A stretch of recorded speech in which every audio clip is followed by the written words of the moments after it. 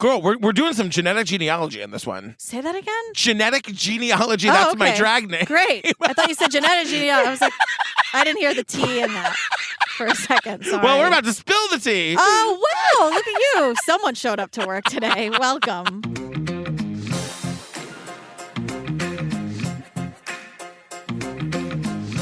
Hi, Julian Pensavalli. Hi, Patrick Hines. Bam! If you're looking for more Julian and me, join us on the Patreon. I'm going to say it till I'm blue in the face. Okay. We uploaded the video version of our live show from Obsessed Fest. Yes. If you couldn't come or you were there and you want to relive the golden moments, or you want to get like a peek behind the scenes, or you want to see what it was really like, go check it out. It opens with our Broadway dancers. We brought them to Columbus as a surprise. Nobody knew. Yeah, and it's not just like your old dance recital where there's one camera in the background. We have different, it was like professionally edited, different angles. It's great. We're going to be uploading more from Obsessed Fest to the Patreon as well. The Rabia and Rebecca Q&A. Incredible. Get all if it's okay with you, I want to upload the Damien Eccles one that you did. Of course. The main stage with you and Bob Ruff and Damien Eccles. Yes. I think we're going to maybe upload our Class Action Park show that we filmed in Boston. Oh, great. So we're really upping the video content on the Pates fan, but it's also where you can get over 350 full ad-free bonus apps. Yes, so all of the episodes on the regular feed, like episodes like these. Yeah. And then also like the long-form ones, like McMillions and The Jinx and The Staircase, all the ones that are multiple episodes. Yeah, right now we're in the middle of doing that Finding Andrea. We did I'll Be Gone in the Dark, the Gacy thing from Peacock. Somebody's like, what is that? Peacock, before everybody else, did a whole thing with John Wayne Gacy. Yeah, it's called Devil in Disguise, but you can never remember the name of it, so we just called it that Gacy thing on Peacock. It's really fascinating. Yeah. I learned a lot. I was like, I would definitely have been charmed by Gacy. There's no question about it. I know. We also did Bad Vegan and Hillsong. Yeah. There's like a ton of stuff on there. You also get the ad-free versions of these episodes. There's the after parties where we just sort of like take your questions or give you advice or sort of like recap our week or whatever. Just hang out with you. We just we just want to hang out with you. Yeah, that's it. We just want to hang out with you. That's all it is. Follow us on TikTok, True Crime Obsessed Pod. Okay, I'm done. Okay, great. Okay. Okay, bye.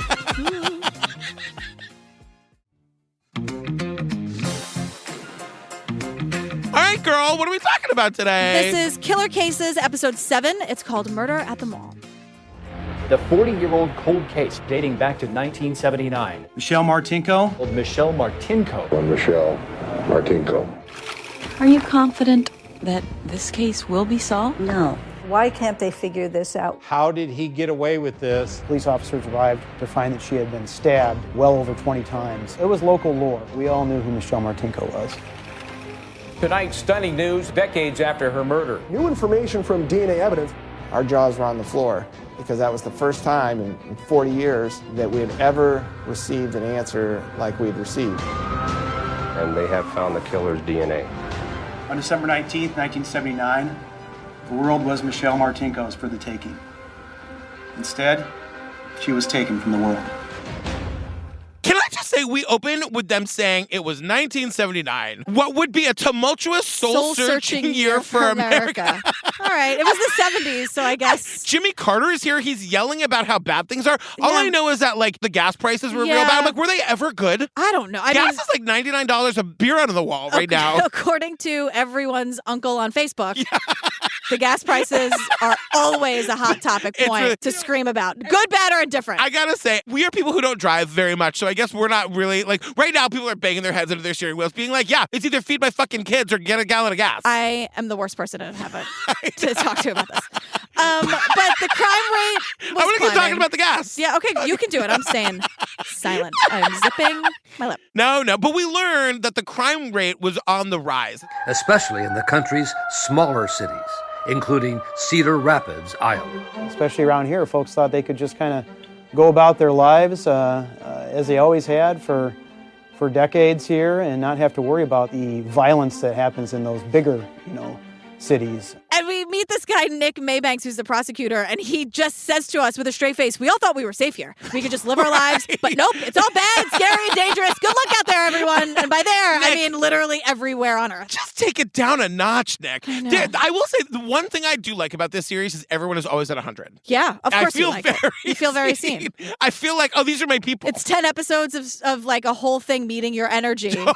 Every episode for 42 minutes. That was my problem with Relentless. It was the opposite of my energy. You know what I mean? God. Relentless was like a snowy day, indoors. Oh, okay. Wait, hold on a second. It's a little too hot.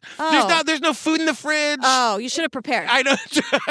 When a snow day's Prepared. coming, you go out. Oh, And God. you hit the liquor store and you do everything you have to do. That's true. The thing about Relentless is that we had to bring up the energy for everybody. I know. The show for everyone. And it was 29 episodes. It was 37 episodes. Okay. So we learned it was the week before Christmas, 1979. We're at the West Side Mall, and a woman named Michelle Martinko is brutally murdered and found in her car. Yeah, she's discovered in her car in the mall parking lot, and she's a high school senior. Let me say this about this series. I never know how it's going to go with these episodes. Sometimes they really slow down on the crime and we get every last detail. Right. And sometimes they barrel right through it. And that's what happens here. Because this is not an unsolved mystery. We get the guy. Yeah. Does it take 40 years? Absolutely. You're And right. We learned that from the top, where it's Yeah. like, it's going to be a long journey, but hold tight because we get the guy at the end. And Well, I'm like, and also, okay. at the second half of all these episodes is about the court case, so we only have like 18 minutes to give us the history of the murder and then the 40 years in between and then how they got the guy. This format is a little different from the other ones. Yeah. It's not so half and half. Yeah, that's you know? true. So we meet Detective Matt, and this was a cold case for 40 years. Until Michelle Martinko's killer was finally tracked down by a detective, Matt Denlinger, who was just a child at the time of the murder.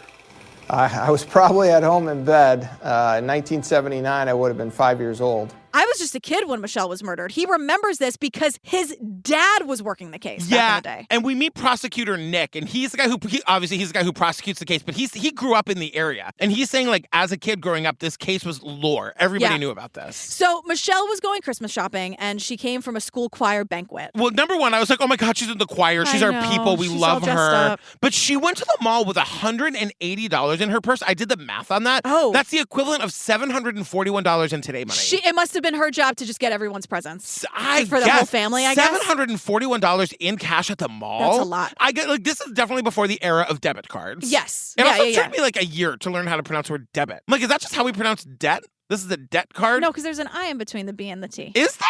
For your debit card? Yeah. Get your wallet out right now and look at it. Wait, I'm going to do this. Are you kidding? No, I wish I was kidding. Wait, where does it say? Let me show you mine. DEBIT, you're right. You're welcome. It's not just a debt card. No. Well, depending it on how could you live be. your life. Exactly. double meaning. Did Oh you my see? God. Was that a real moment that just happened? That was a real moment. Holy shit. I know. Woof. No cameras in the booth today, fam. Sorry, Don't go running everyone. to the talk. Well, actually, to that point, how Yeah. much money she was carrying, the money was still there after she was killed, And which that's is a the big thing. sticking point. And like we'll get this eventually too. She also wasn't sexually assaulted. So somebody killed her in her car, didn't rob her, didn't sexually assault her, and we never really get a motive. No. I mean, we sort of get a motive kind of towards the end. Yeah, which is simpler than we all think. Right. We also learned that this mall was like brand new. There was like 100 stores there. Malls in 1979 were kind of where it was at. Like, Yeah, I guess if there's a new so. mall, everyone's going. The point of this being there were no witnesses and there were no security cameras. So hundreds of people from all over the state coming to this mall, it's going to be real hard to figure out who did this. Right. So it was a very, very violent murder. She had been stabbed well over 20 times throughout her chest, her neck, and her arms, and that she had been brutally murdered. She was in a battle for her life as she was being stabbed to death.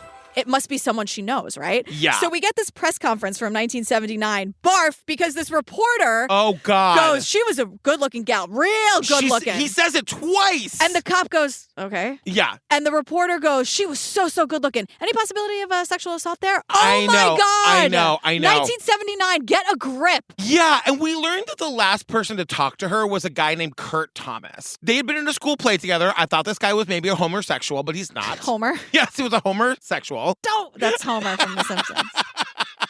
Anyway, this guy, Kurt, was working at a men's clothing store in the mall, and he describes it like he saw her, they were friends, they were having this like animated chat. He like walks her to the exit, and she like smiles at him and then leaves. Well, and the very first suspect was a guy named Andy Seidel, and he Yes. was Michelle's ex-boyfriend. They had a bad breakup. Someone says they had broken up in a rather unsatisfactory way. Yeah. That's like most breakups. Yeah, exactly. Right? The whole idea was that like if he can't have her, no one can. I'm like, we're assigning a whole lot to Andy right now. Yeah, poor Andy. And we meet him for 2 Poor seconds Andy. later. We'll get I back to know. him. But the other thing I want to say is that after that guy Kurt like waves goodbye, probably at like 7 o'clock at night or whatever, Yeah. the next time Michelle is seen is at 4 a.m. when the cops find the car and like the murder scene in the parking lot. Yeah. Like that car just sat there all night in the parking lot with like the mutilated corpse of a woman in it. That's That so is bad. I'm not like blaming anybody but the killer, but no one pays any attention to fucking anything. I think people are just scared to look because they don't know what they're going to, I think people would rather keep their head down and just, especially like crime was on the rise. Yeah. Everyone just wanted to get home, I guess. Yeah, and like coming back to that guy, the ex-boyfriend, Andy Seidel. Michelle's family, including her sister and brother-in-law, were convinced it was an ex-boyfriend, Andy Seidel, who had killed her. Well, we really didn't have any other suspects. Well, we didn't really have any other suspects. To which I said, Janelle, we got to do better than that, girl. Because again, what people keep saying, it's such a violent murder and they didn't take any money. It feels personal. Yes. So like it has to be, maybe they had a bad breakup, whatever. Maybe Andy was being a dick. Like, Sure. who knows? Yeah. But so they're thinking, well, it has to be personal is what they're saying. The other thing that I don't understand about this series is that, like, if Andy isn't the killer, and spoiler, he's not. They say his full name and they give us a picture of him. I know. And they say his name over and over and over again. How is that legal or more, like, ethically the right thing to do? Well, ethically, not. Right. It's not. Right. Well, I'm glad we got that cleared up. Because I think what they're doing is like, well, just hold tight. They, for the sake of like entertainment value, they're not telling us at the top. But if they're gonna say his, they should let us know. Just say his name. Oh, we only need a first name anyway. Like now, this guy's Googleable as a murder suspect from the 70s. Since he didn't do it, right? Just say her ex-boyfriend. Exactly. Who had nothing to do with it. Right. I guess what I'm saying is, like, to the producers of shows like this, the suspense is not more important. Right. The suspense of like maybe he did it is not more important than not fucking ruining this guy's life. It's been bad enough for Andy. Yeah, and also it's all bad. There's a murder, and it's horrible, exactly. and it's cold. It's a cold case for 40 years. Can we not add to it? It's bad. It's pretty bad. Let's not During make the fucking holidays, she's at a mall. She's a young girl. Can we stop? I know. Also, like, speaking of people who didn't do it, who are like named suspects in the documentary, there's that guy Kurt Thomas. And Kurt is here, however. Kurt's part of the documentary. Yeah, Kurt also makes some weird choices. He does. But Kurt is here, and he's saying that Thomas was taken to the police station even before he knew Michelle had been killed. The one thing I do remember was the good cop, bad cop. He just flat turned around, leaned over the chair, and asked me why I killed her. They're in his face being like, why did you kill her? Right. That's how he found out that his friend died. Right. And they do this all the time. That's crazy. Yeah. Also, I feel like cops, you're like, if the intention is to actually get an answer, maybe give the guy the information. Right. You know what I mean? Yeah, no. And they just assume because they believe that he did it. So they're looking for his reaction. Yeah, because I'm assuming they did the same thing to Andy. Yeah. And Andy probably had some alibi. The poor kid was at home by 6 o'clock that night having dinner with his parents. And so they're just like, well, it must have been Kurt. So there are no leads, which is heartbreaking enough for the family, right? But on top of it, the family was getting prank phone calls. And they'd say what? Mother, it's Michelle. Do things like that. And some of them would be laughing on the phone. Putting on creepy voices saying they were Michelle. Now, here's the thing. We're getting an interview with Michelle's mom from like the 80s or whatever. Yeah. And the mom is so broken up over this. The idea, like, I, of course, put myself in her shoes. Sure. That, like, somebody, like, Daisy goes missing and somebody is calling me going, Daddy? Like, Daddy? what? Like, what possesses you? What would possess a person I know. to torture a family like this? What is wrong with you? We hear this all the time. We are always hearing from family members that this kind of crazy fucking shit happens. Yeah. What is wrong with everybody? I think it's all their shit. I had therapy today. It's their shit. It's not your shit. I get it, but like, can we make that a fucking crime? I know. It absolutely should be. That's harassment. But again, like, Janet is Michelle's mom. Yeah. And they ask her in this interview, I know. Are you confident this case is going to be solved? She goes, no, I'm not. She like doesn't, the reporter cannot get the question out before she answers the question. Yeah, no, I'm not. But it's also like the 70s may as well have been the 1820s. Like there's, without witnesses, we don't even know about DNA yet. There's no cameras in the parking lot. And the cops are basically saying, we have nothing. Is there anything else, any other friend we can pin this on? I guess like in the same breath, they tell us there was 800 people at this mall and there were no witnesses. I know. It feels like there wasn't a very thorough combing of like go back to the mall the next night and ask people if they saw anything. That's the thing. It's like, where do we even start? Who was at the mall that day? We go door to door. How do we figure it out? And what is weird too is it wasn't like she was leaving the mall at 4 a.m. No. She was leaving the mall like 7 or 8 rush o'clock hour. or whatever. Exactly. I almost said happy hour. At rush hour. It's always happy hour. Yeah. But that's what I'm saying. Remember the one about the last call killer? Where where like if they had just gone back to the bar and interviewed the people, they would have gotten some information. Maybe an employee, someone just who was there. Anything. Like you just told us it's the most crowded fucking place on earth. Go on the news and say this woman was brutally murdered. Does anybody remember anything? But we learn, and this is like, it just fucking breaks my heart. Every Christmas for decades, a memorial was held for Michelle. And that's what I'm saying. If things like this, like, can it just not happen around the goddamn holidays? Like they're singing Silent Night. Give it to me on August 17th. Ugh. You know what I mean? Bad enough in August, too. Honestly. It's all bad. I know.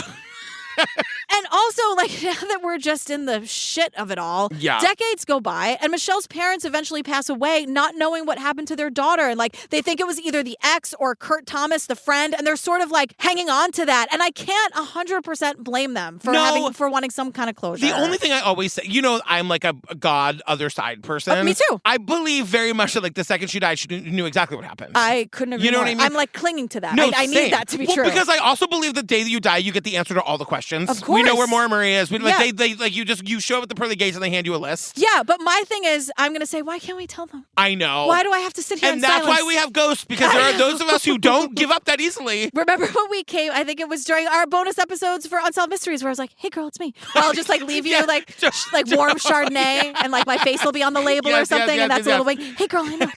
If I happen to go first, I'll haunt you. But nice, just to give you all this information, haunt and then you me can solve nicely. everything. We also learned that Michelle was the mom's miracle baby. My little sister was their miracle baby. My mother was 44 when she had my sister. My sister and my mother were soulmates, and so my mother just lost a part of herself.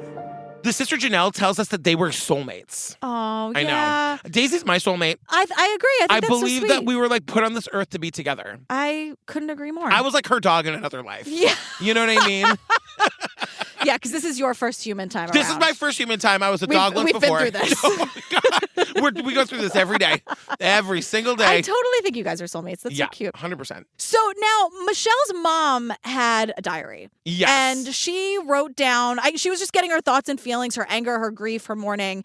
And now she wrote that she really thinks that Kurt, the friend, the last person to see her, the guy who's here with us today, did it. And then cut right to Kurt. Kurt's like, nope, she thought it was the other guy. And he goes, it was very troubling to see my name written down. Also, Kurt, how do you got the diary, girl? I don't know. That's my big question is, like, was the diary, like, released as, like, if the mom thought you did it, so did the family. So it's not like you're friends with them and they let you look at it. How did you get the diary, Kurt? I don't know. You know Maybe what I mean? it was on trial. I don't know. But also, we have a sharp left turn because the narrator goes, The millennium came and went. America was attacked by terrorists.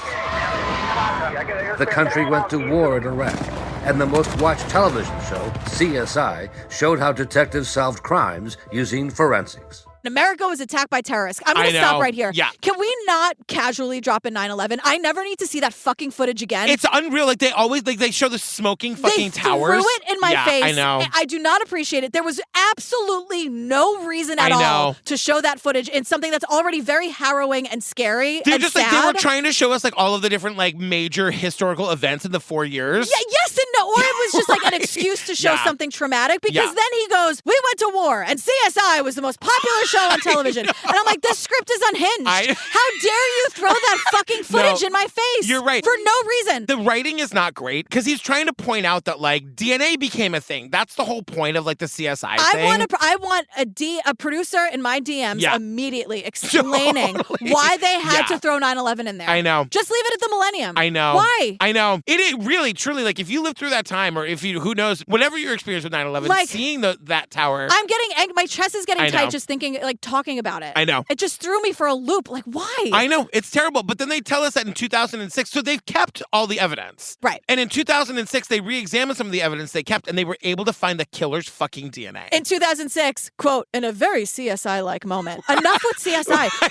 We got to stop talking about the television show CSI. We talk about it for 15 minutes. I know. Can we talk about, I was maybe having this conversation with you recently. Okay. There are rafts of sitcoms that ran for 10 years that I've never heard of. I've never watched a single second Me either. of CSI. No, not ever. The King of Queens, never watched that either. Never once. Another thing, I was actually just talking about this on the Hamilcast, The Big Bang Theory. Oh, I know. I've never, but it's like, it won all these, it was like the #1 show forever. Daisy's best friend is young Sheldon. I know, Ian Armitage, of course. Friend of the podcast. We see him once every 4 months, and we've never watched an episode of his show, and we've never watched an episode of that show. I know. Also, hi, Ian. I know you listen. I know. Hi, Lee. Hi, Lee. Hi, Ian. Hello. Loving you both. But I just missed all of those things. I know, same. Oh, we were talking about it with Phil Hartman. That's why. News radio. What was the one with Kathy Griffin? Suddenly Susan. All of those. Oh, right. You know what I mean? Yeah. Missed them all. Anyway. And they're also 15 CSIs. Haven't watched a single frame of a single one of them. I know. Sorry, everybody. But we learned now that they've got the DNA profile. Now anyone who had been suspected or had any contact with Michelle was asked to submit a DNA sample. Of course, one of the first people that the detectives looked at was the boyfriend, and they took a swab from him and it was not a match. Andy is immediately ruled out. Not Andy. Yeah, he's like, of course I'll give my DNA. Like, after 40 years of being a suspected fucking murderer. Now we shift our sights to Kurt, the friend, and he refuses. So Kurt, who I thought was maybe gay for 5 seconds, we learn is married to like a federal judge. And she goes, absolutely not. Are you giving your DNA? I think that is such bullshit. Do you think your husband's a fucking killer? But what she's saying is they know you were with Michelle that night. Yeah. There's an excellent chance your DNA is there. I guess so. I agree with her. I guess. She's like, don't you dare. I didn't like it. I was kind of like, aren't we here to solve the case? Like, well, I don't think Kurt did it. You I know. I think she's seen too much shit. But you're right. Especially now. I mean, 2006 was different, but the way that like touch DNA could transfer. Exactly. Like in 2022, if he gave her a hug that night, his DNA would be all over her. And the thing is, like, he did. Yeah, like for sure. He was with her. I mean, I see it all sides. Yeah. So he's on the phone with the cops and says no. Because he gets a lawyer. Yes. And as the cops are hanging up the phone, I could hear this phone going down on the desk, and he just announced it to wherever he was. We got our effing killer. We're going to get a warrant for your DNA. We're going to get a warrant for your arrest. I've always liked you as Michelle's killer. we got our guy. We got our effing killer. I always liked him for her. Like they've decided because he won't give DNA that he's definitely the killer, which Right. I feel like is not an unfair assumption. No, like, they're like, listen, buddy, we're getting a warrant. And But he's it's like, all right. if you want to be ruled out, that's the only way. Right. So, but then, like, after all of this, they finally badger him into giving his DNA. The Right. lawyer's like, all right, girl, just give it to him. I'm like, after It's not all worth this, all this, like, right. whatever. So he's not a match, and the cops are furious. They call him I know. and get the words out. All right, you're cleared as fast as they can and hang up the phone because they hate him. They, like, needed him to be the guy. know, now I they have know. to go to work. I It's know. almost 5 o'clock. It I'm would have been hungry. so easy. We've been blaming you for 40 years anyway, girl. Right. Now we can make it official. Come on. How would there no witnesses? There's no fingerprints? Like, what are we doing? It was 1979. I don't know what to Fingerprints tell in you. 1978. She was wearing a coat. I don't know if, like, They you can literally get it. say it was like the most crowded place in the world for a night, and no one saw anything. So they test hundreds of men, basically everyone Michelle ever knew. And Janelle, the sister, goes, they even tested my husband. Yeah. It cuts to the husband who gives a smile and a nod. Because they're like, no one was a match. Not a single person she ever knew. They spoke to every single person. I mean, as much as they could. And I was also just like, how long does it take to test hundreds and hundreds of samples of DNA? I mean, I don't know. It seems like it went pretty fast. Yeah, but that means that it's a total stranger. Like, Right. how do you find that person from 40 years ago at the mall who's probably like states and states away? Like, how do you even narrow that down? Yeah, and we're going to figure that out. Well, it's 2015. It was in 2015 that Detective Matt Denglinger took on the cold case, determined to find that total stranger. First, sorting through more than 7,000 pages of reports, including some prepared by his father, who was a detective at the time of the murder. He took it over from his father. How amazing is that? Very cute. How is there like not a Netflix show about that? Oh, there will be. Killer Cases is like, is this not enough for you? It's Detective not, Matt? I'll tell you what, Killer Cases, it's not. There's got to be like a hot father-son duo we could get on that, yeah? Yeah. You know? Is Philippi the father? Oh, Philippe's got a son that looks like it says Come though on. he had a kid Come on. with Reese Witherspoon. They look it's crazy. It's half and half. Yeah. So genetics with DNA, it works. Okay, so there's Although our show. I gotta Netflix say, sauce. the son got Reese's hair, not the dad's. I'd much rather the kid had the dad's hair. Reese has great hair. She does, but have you seen Philippe's? No, tell me more about this Ryan Philippi guy. So this guy, Detective Matt, this is like his mission. He's gonna solve this case if it's the last thing he does. Yeah, because he was there when it happened when he was a kid. Like, this has been Right. haunting him, right? Yeah. So guess who told him the thing that led him to solving the case? His wife. His wife. She tells him about Ancestry.com. She got it for Christmas or something. Can I just tell you, there was a time I was obsessed with Ancestry.com. I was going to like make my whole family tree. Okay. You guys... It's a lot of work. It's homework. And the way that it works, though, is that like you put in your DNA and then you go through like death records and stuff. You got to be able to you got to have good eyes. It was never going to work for me. And it's helpful if you already have a lot of information to put in. And if you're organized, and if you don't like pick a new project and then give it up in 2 minutes when you're bored with it. Oh, yeah. Who are you talking about? Yourself? That's great. Anyway, she gets like an Ancestry.com family tree for Christmas. And at that time, it was kind of a light bulb moment for us. She mentioned, wouldn't that be neat if you could do that with your Martinko case? Wouldn't it be great if you could use this in your murder case? She actually says, wouldn't it be neat? Wouldn't it Which be? I think is very cute. Don't say that to Madonna. She gets real mad. Remember when Kevin Costner said it. He called her Blonde Ambition tour concert neat. I don't want anyone who uses the word neat to be backstage. Meanwhile, Mandy Patinkin is back there. Settle down, Madonna. They were in Dick Tracy together. He played 88 Keys. Maybe I'll watch that tonight. Great. Okay, great. So Detective Matt goes to the lab to get a description of the guy because using his DNA, he can find things like skin color, hair color, eye color. But this is what I don't understand because the DNA lab that he goes to is like, I'll do you one better. We can make an actual like facial composite of what this guy looks like. And I'm sorry, when we meet the guy who it actually is, doesn't look anything like him. Right, because these things always simultaneously look like everyone and no one. Yes, they look like the Wilsons. Right. I don't know how the Wilsons have, like the Owen and whatever the other one is. Luke haven't been arrested every day. Right. All these like DNA profiles make them look like bland white guys. But they look enough like, I don't know, that ex-boyfriend or your friend's boyfriend you don't like. But I made this, this is what it happened in Ted Bundy. It all the happens time. with Madeleine McCann. Whenever they put out like a generic looking sketch, people take the opportunity to turn in their fucking dirtbag boyfriend or brother or father. What I was hoping for is that we'd get 100 people call in and say, hey, it all looks like person A. But the problem we ran into is we got 200 people call in and say it looks like 100 different people. Another dead end. They get 300 calls, and the DNA profile was meant to help. It doesn't help because now they're going to track down these 300 leads. Right, so that was in 2015. Which is a thing I would totally do, by the way. Of course. Give me 2 Chardonnays and a composite. I'm calling in Steve. You're going through your phone going, who did I never like? I call in like Tim Polari just on a lark. No! I love Timmy, but now that you mention it, he looks kind of like a Wilson. Oh. And he looks kind of like a guy that would just get fingered for a crime. I have your back, Tim. Never. Timmy. So by 2018, Joseph D'Angelo, a.k.a. the Golden State Killer, is arrested. Yes. Thanks in part to genealogy sites. Also, Matt, this is what your wife was talking about. Not getting an image that looks like everyone and no one through DNA, but actually using Ancestry or whatever. Right, because like the way they got D'Angelo was the hard way, which is like using a database of more than 1 million people. So what we're looking for are people who have significant amounts of shared DNA with that unknown suspect. And then a hit. A partial match with a woman living in Washington State. She was kind of our ground zero for building a family tree and working our way back to our suspect. You build the family tree backwards. Right. And I gotta tell you, the gift of being able to do that, holy shit. Right. Detective Matt did not understand the assignment.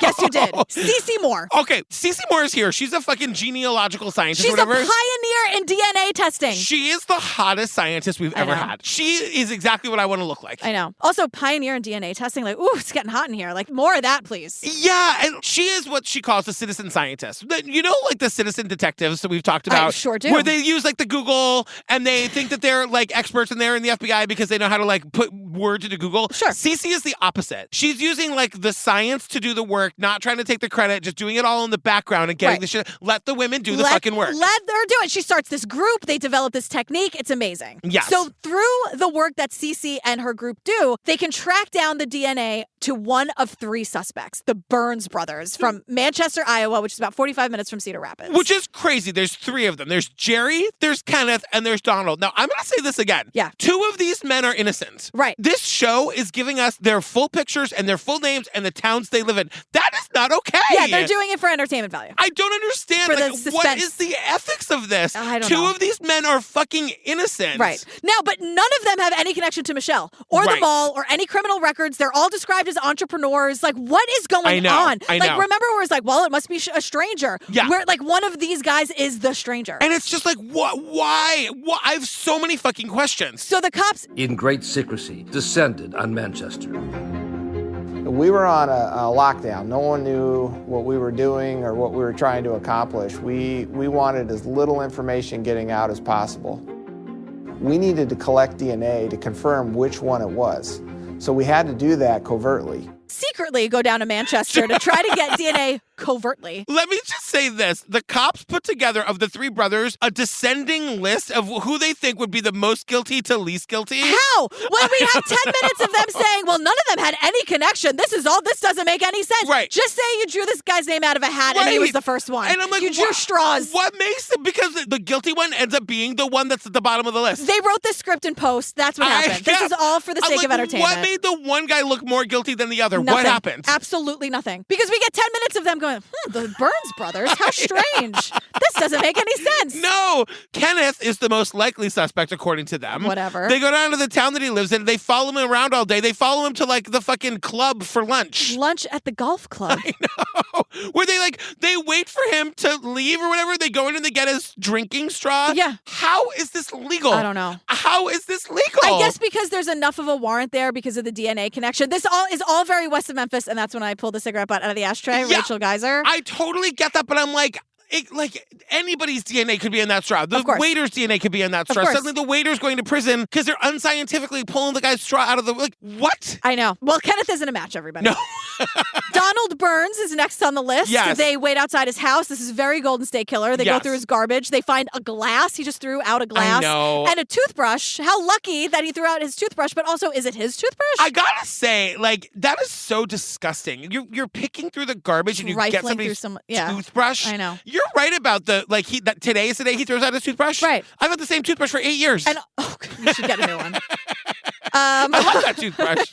Is it all just like smushed and flattened? Is it doing anything in there? It's just a board. Yeah. It's just a board at this point. Mine sometimes it just looks very frizzy. Steve would want you to know that he takes very good care of our teeth. We have quips. Steve and Mike. Mike is also the he replaces it every 3 months and the battery and the whole thing. I know. Were I left to my own devices, I would have one towel for the shower that I would also use as a bath mat. I know. And I would have the same toothbrush since 1987. I know. Also, how do we know it was his toothbrush? Are we going to talk about That's that? what I'm saying. Like, does he live alone? Does he have a live-in partner? Does somebody stay there on Tuesdays? Who knows? I don't know. But this is what I'm saying. Like, this is not scientific. Well, it's not him. We found out that that's not a match either.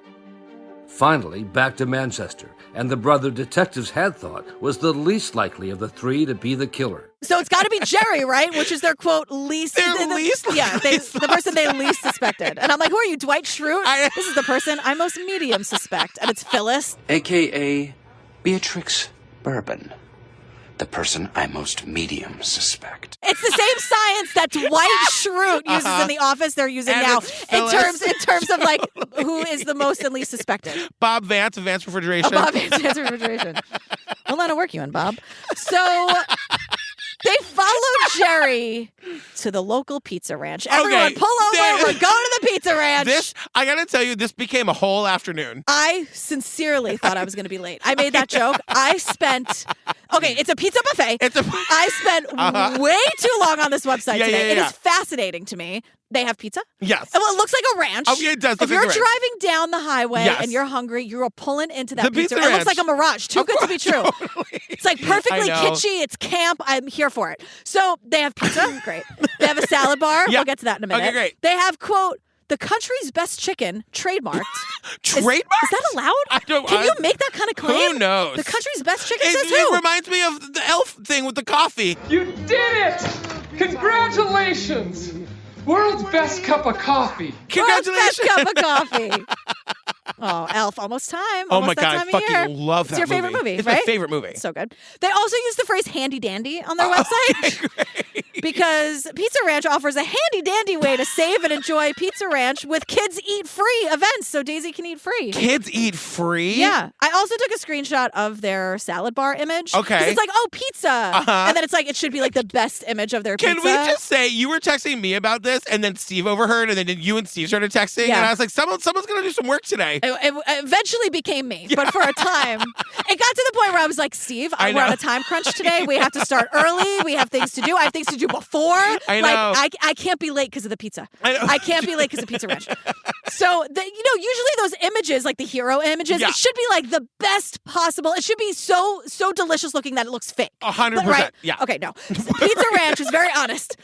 Their salad bar, they have a picture of just like a woman holding a plate of salad. You just see her hand.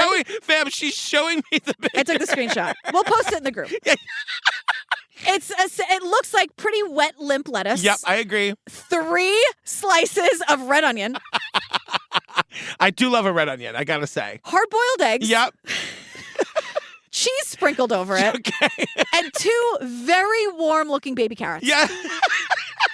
Now, I was obsessed with this. Yes. They're not anywhere near New York. No. There's like no chance we could go unless we go on a road trip. Yeah, which we should do. Right. I have learned my lesson, however. Okay. Because when I fall in love with things, I have to Google, like, all right, lay it on me. What's the bad news?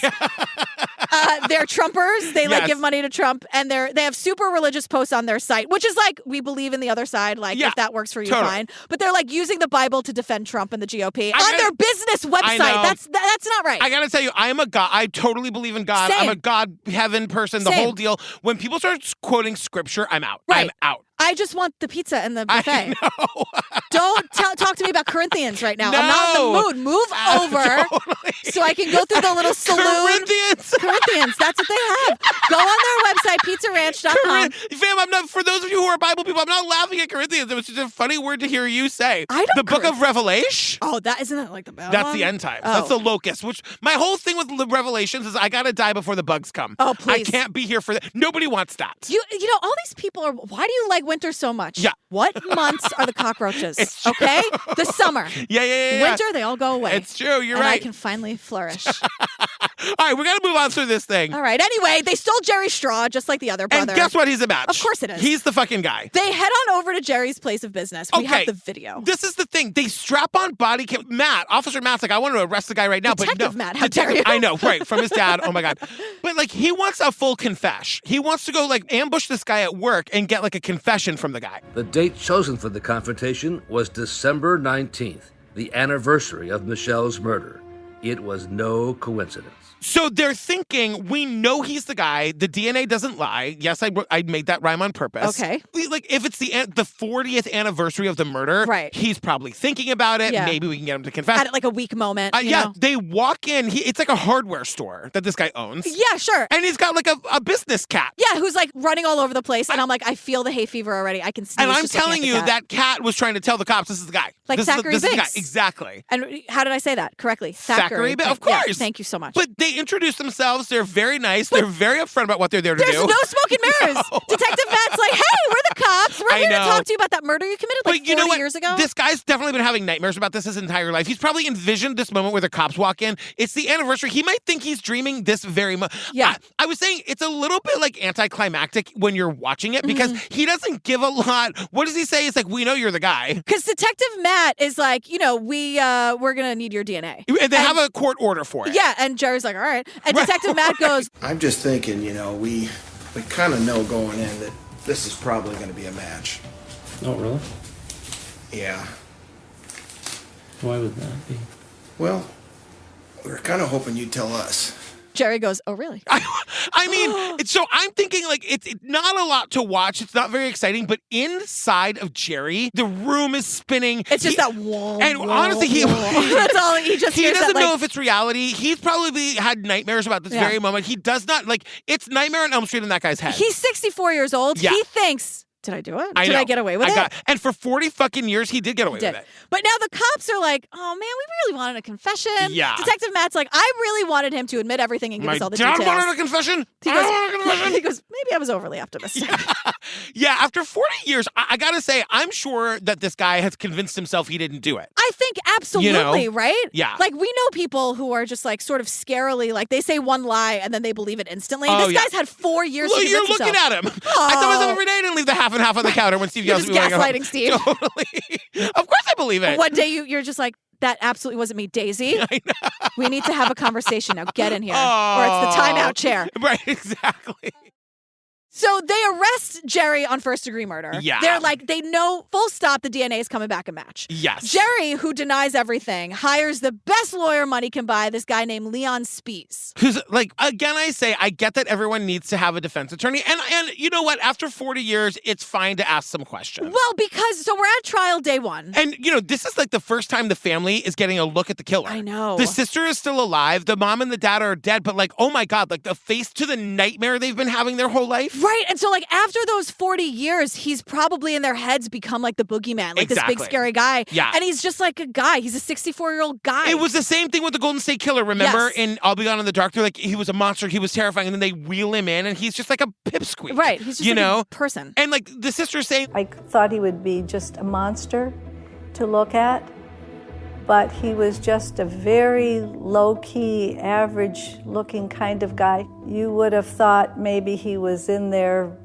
for a parking ticket. he looks like the kind of guy that would have been there for a parking ticket. Right. Like, this guy murdered my sister. And isn't that the scariest part? Like, Of they course. walk among us. Oh, exactly. They're next to you at the grocery store. They're mailing the letter at the post office. He's at the mall at the busiest time of year. Nobody notices him. Exactly. You know? Ugh, disgusting. Yeah. So the thing about this trial is that Leon, the lawyer, The defense attorney. yeah, the DNA is going to be on trial because he says, he does something that surprises me, and it shouldn't, but this is the world we live in. He says right at the start, he's not going to assassinate Michelle's character. Right. He's like, look, she did not deserve to die. No one is going to say a bad word about her. Yes. I'm shocked by this. Like, too shocked. Oh, I shouldn't know. be this yeah, shocked. Yeah, totally. Well, this never happened. Because he's trying a case from 1978 and 2022. Right. You gotta deal with the politics of today. But he's because also... if this was 1978, it would have been slut shaming. Why is she out by herself? What was she wearing? The dress is too skimpy. Right.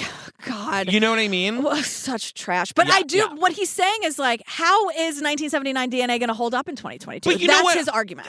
And I just don't think this episode is good enough to really answer that question. Because, I believe that this is the guy. I believe in DNA evidence. But I think the lawyer raises some fair questions. I agree. You know? So Michelle's friends and family testify about who Michelle was. Yes. Including potential suspects like Andy, the ex-boyfriend who was dragged through the mud by the family. Who the mom died believing did it. He's not here to talk to us, but we see him in the courtroom. You know, Andy was a nervous wreck.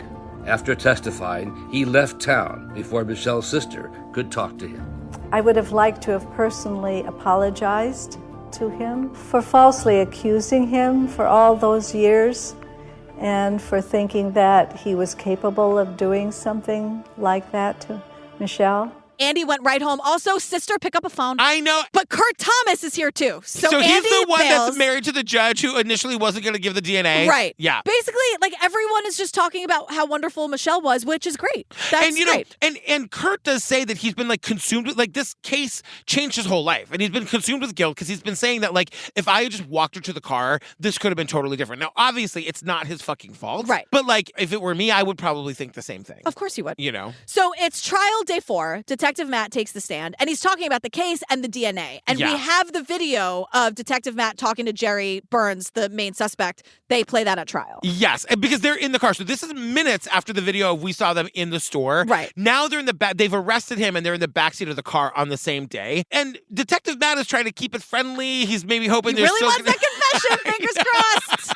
So, like, they're just chatting, and I feel like Detective Matt is kind of like, are you sure you didn't do it? And literally, Jerry, the guy who we know did it, says, I don't know. I mean, sometimes you can block out a memory. Oh, I'm sure you can after 40 years. And, you know, everyone is saying, and I know we don't do this. I know that we don't, like, judge people based on how they react to bad news or whatever. But, like, everyone says, if someone comes into your office or your house and accuses you of a murder and then arrests you for it, wouldn't you be screaming your fucking head off? I didn't do it. Yeah. He never says that. No, he never says he didn't do it. No. But now we meet Michael Allison, who's a former prisoner turned informant, to which I say, oh boy, here we go. You know what, though? We got some interesting information out of this guy because he was the cellmate of Jerry, the murderer. And, like, we see Jerry on video autographing a newspaper to this guy. So Jerry called this guy son. Yeah. Signed a copy. My favorite son. My favorite son. Well, yeah, so he signs the newspaper with the headline about his arrest. I mean, he's autographing a murder newspaper. To my favorite son, Michael. Oh, my God. XOXO Jerry Burns. And according to Michael, the jailhouse informant, he's saying that Jerry says... He feels like no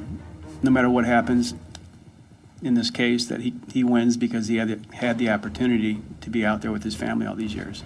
I win because I got to be with my family for 40 years. Like, he's not that wrong. No. I mean, I think he lost because he's a murderer and he'll have to, like, pay for that and whatever. But also, I think he loses because there's got to be some part of you that's like, is today the day? Well, aren't you always looking over your shoulder? 100% you can't have that. a good life. B, we're going to learn, and I believe this, that Michelle is not the only victim of his. I that agree he with was, you. know what I mean? Like, Yeah. I think when you have to live in the body of a person who murdered another person, no, like, that's a miserable life. I don't care how much you can compartmentalize it, but also let's stop using jailhouse informants. Let's just stop. Let's just stop. It's a miserable life. The less successful sequel to It's a Wonderful Life. Totally.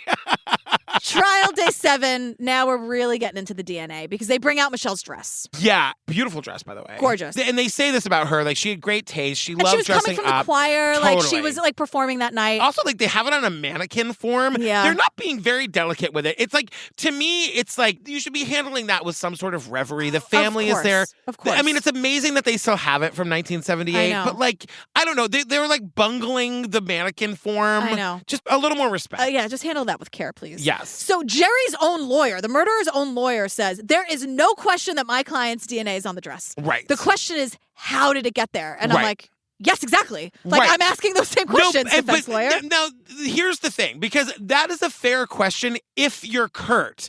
If you're the friend that saw her and then walked her to the mall exit, sure, you're going to give her a hug and then your DNA is going to be on her. This is a stranger who had nothing to do with her, who was 45 minutes from home. You're acknowledging, they say the dress, but they also say the gear shift of the car. Oh! So there's absolutely no reason for this stranger's DNA to be on her dress. That, like, you know what I mean? And the gear shift of the car. Exactly. What I wish we knew more about was how much DNA are we talking here? Exactly. If it's a minute amount, I guess you can make the argument that if they brushed against each other in the mall or whatever, but like, is it a lot? Is it a little? We don't know. We have no idea. Is it, Dr. Spence, a plausible explanation that the DNA of Jerry Burns found on the dress or on the gear shift could have come about by a transfer? Yes, that's a distinct possibility. Jerry's DNA on the scene could maybe be from a transfer. That's why this But guy's here. anybody's DNA on the scene Of could, course. you know what I mean? Of Like, course. and then I want to know how many other people's DNA is on the dress. Like, Yeah. are there lots of strangers' DNA on the, you know what I mean? It's like, we don't get enough information. I believe that this guy is the killer. But who else's DNA is on the gear shift? Exactly. Come on. That's what it all Exactly. comes down to, Yeah, right? yeah. So, closing arguments, the prosecutor saying Jerry followed Michelle, he attacked her, and he killed her. And the defense is saying that they have everything but a motive. There's no motive because he didn't rob her and he didn't sexually assault her that we can tell. So, this made me insane. Yeah. The prosecution was not allowed to tell the jury about Jerry's search history. Yes. Which included, trigger warning, this is horrible. Yeah. Blonde molested after getting strangled. So, like, right there sounds like a confession. Of course. You know what I mean? Right. So he didn't maybe sexually penetrate her, but if he, quote, molested her after he strangled her. Yeah, it's the same fucking thing. Yeah.